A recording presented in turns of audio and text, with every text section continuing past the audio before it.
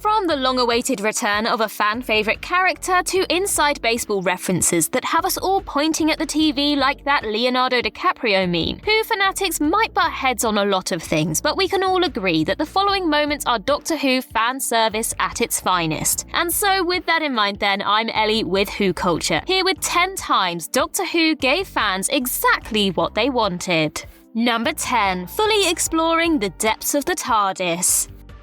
Though the TARDIS has been around since the opening moments of the show, it wasn't until 2013 that we finally got to explore its labyrinthine innards in great detail. The idea for Journey to the Centre of the TARDIS stemmed from Stephen Moffat's frustration with the 1978 serial The Invasion of Time, which he deemed disappointing due to its depiction of the TARDIS interior. Production issues forced these scenes to be filmed in a not-so-visually impressive disused hospital. As a result, Moffat wanted Journey to the Centre of the TARDIS to atone for what he thought was a lacklustre portrayal of the Doctor's iconic machine. And though you could argue that the episode doesn't go far enough in showcasing all the weird and wonderful sights lurking within, it nonetheless provided our most in-depth TARDIS experience to date, something fans have been hankering to see for quite some time. The intriguing architectural reconfiguration room, the huge TARDIS library, a blistering sequence set inside the Eye of Harmony, swimming pools, storage rooms, and more. It made the TARDIS feel as expansive as we often are told it was. The episode's main plot certainly could have been better, but the TARDIS element was a well-executed tribute to the Doctor's most loyal companion.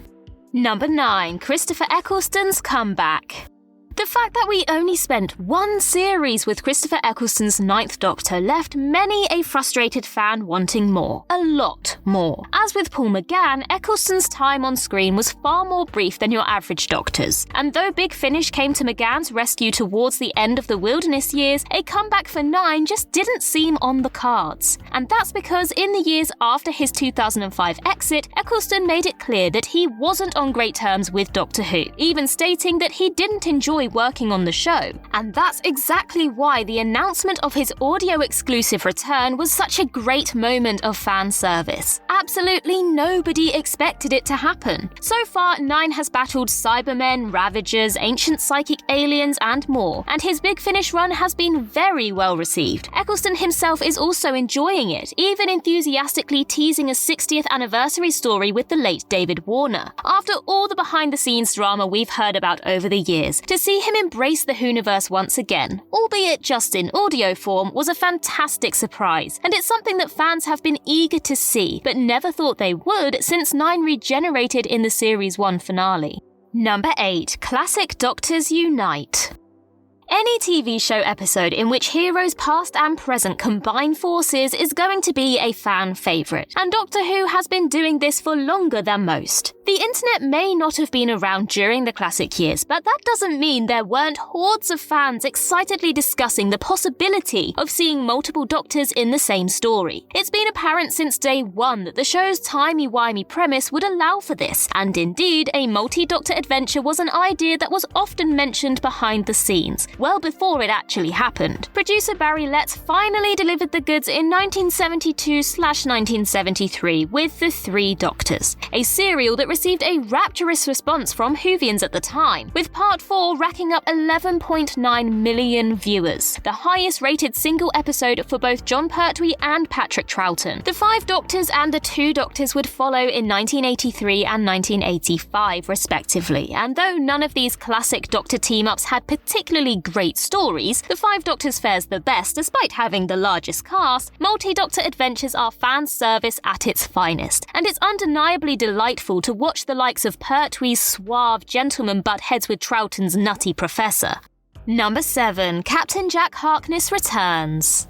Throughout the 2010s, ask any Doctor Who fan to pick a character they wanted to see return, and there was a good chance that Captain Jack Harkness would be at the top of the list. Despite having a consistent presence in the Whoniverse during the first few years of the 2005 revival, the cheeky time agent mysteriously vanished from our screens after the conclusion of Torchwood's 4th series in 2011. And despite fans clamouring for his return, the character remained MIA as the years ticked by. This wasn't just something that everybody necessarily wanted to see either. It was also something that seemed like a natural fit for the show. Jack was still involved with Torchwood, so there was every chance he'd bump into the Doctor while investigating an alien threat. He was also known to use a vortex manipulator, meaning that he could jump around the universe and into the Doctor's life at will. Presumably noticing the fan outcry, Chris Chibnall ultimately brought back Jack in the Series 12 episode Fugitive of the Judoon. His role here had little relevance to the plot, but nobody actually cared. This was nothing more than fan service, and Whovians lapped it up like a steaming hot bowl of fish fingers and custard.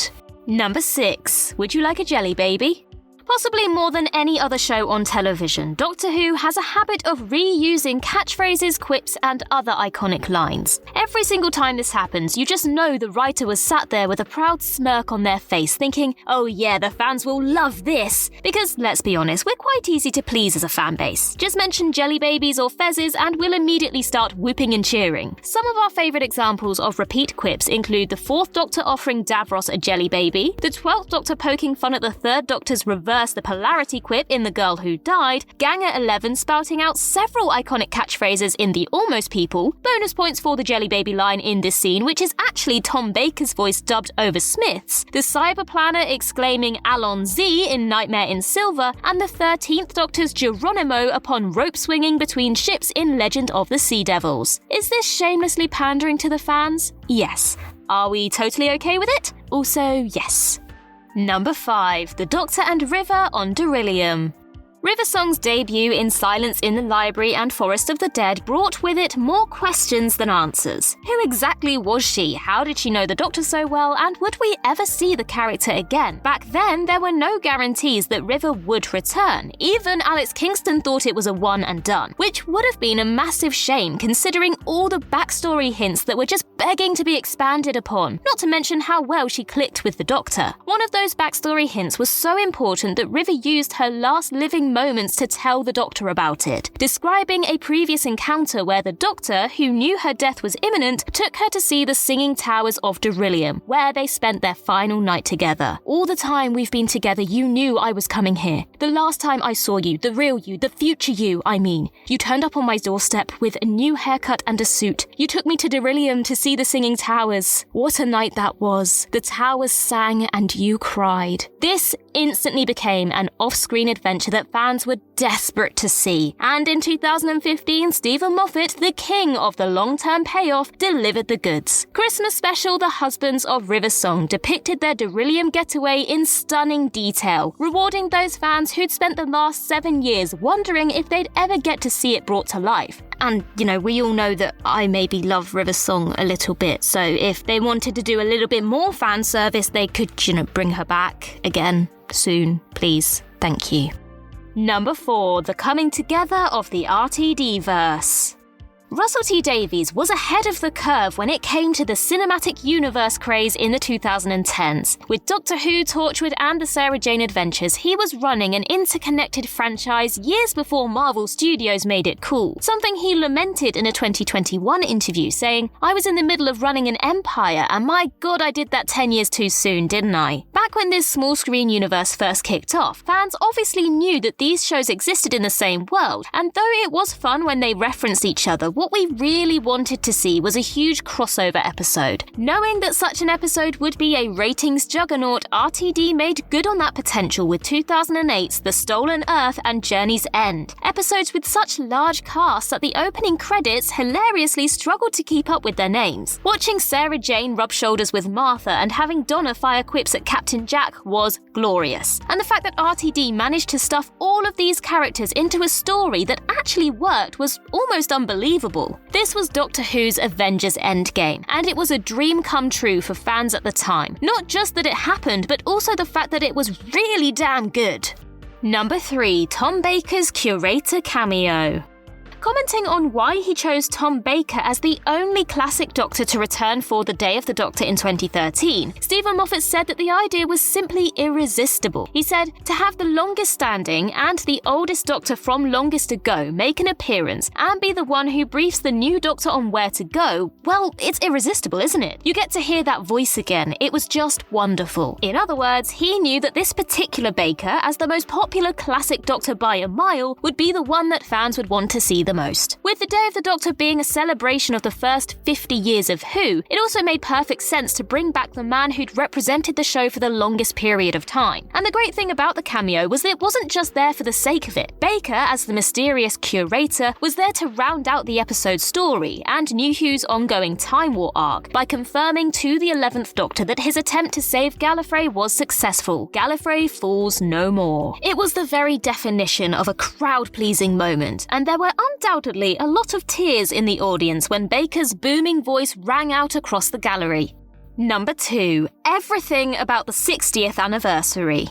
If you told someone a year ago that Doctor Who's 60th anniversary celebrations would be written by Russell T Davies and star David Tennant and Catherine Tate, they would have probably laughed in your face. The 50th anniversary was so wonderful that it almost felt like it would be impossible to top, but the 60th not only looks set to match its predecessor in the fan-pleasing department, there's a strong chance it's going to blow it out of the water. Not only do we have the returns of RTD, Tennant and Tate, but director Rachel Talalay, who helmed several terrific episodes during the Peter Capaldi era, and there's lots more too. We're getting the late Bernard Cribbin's final Doctor Who performance, the rumoured, much-requested return of the Doctor Who Christmas special, a spiritual successor to fan-favourite Doctor Who Confidential, and presumably an appearance from our newest Doctor, Ncuti Gatwa. There are also constant whispers that the likes of Matt Smith, Peter Capaldi, Karen Gillan and Paul McGann will be involved, speculation that David Tennant recently fueled by saying that he'd filmed with other people behind closed doors. It's basically RTD going, "Oh Stephen, the 50th was cute, now watch this." And honourable mention does need to go to Chris Chibnall here too, who also knows what Whovians want, and is about to give it to them in a matter of weeks. Classic fan favourite Ace and Tegan are set to return for Jodie Whittaker's final episode later this year, which should be a nice warm-up before the full-on craziness of the 60th in 2023.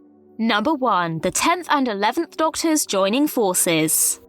Now yes, we know we just said that the 60th anniversary could blow the 50th anniversary out of the water, and it very well might, but we couldn't give the top spot to something that hasn't happened yet, could we? Just as he knew that Tom Baker's Curator would be an instant win for fans, Stephen Moffat knew that bringing back David Tennant and linking him up with Matt Smith was the safest bet he could possibly make when crafting a multi-Doctor story to celebrate the show's half-century milestone. So that's exactly what he did. With Tennant regularly topping Best Doctor polls and the Smith era taking the show to international stardom, the 10th and 11th Doctors had made the mighty Whovian army bigger than ever. So it's no surprise that they were top of fan wish lists when the 50th was looming, making it something of a no-brainer for Moffat to pick up the phone and ask Tennant to return. Though it was a tad disappointing that Christopher Eccleston couldn't complete the trifecta of New Who Doctors, watching Tennant and Smith poke fun at each other's outfits, sonics and Zygon-infused love lives was such a treat that any potential disappointment quickly faded away. And with 12.8 million viewers making it one of the most popular modern episodes and positive reviews all around, The Day of the Doctor was a huge success in every possible way.